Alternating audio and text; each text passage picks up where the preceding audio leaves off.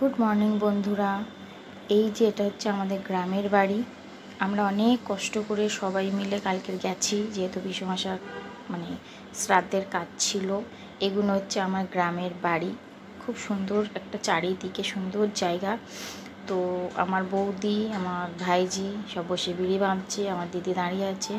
তো এত সুন্দর জায়গা, যদি তোমরা যেতে চাও তাহলে তোমরা ঠান্ডার সময় যেও, বর্ষার সময় প্লিজ কেউ যেও না।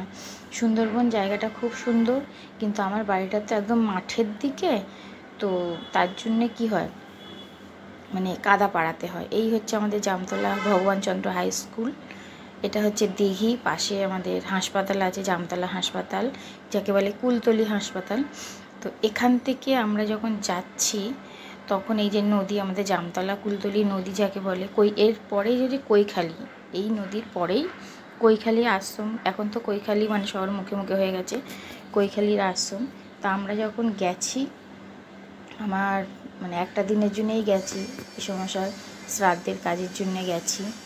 গিয়ে যখন আমরা বাড়ি যাচ্ছি, প্রচণ্ড কাদা, কি বলবো, সেই কাদার তো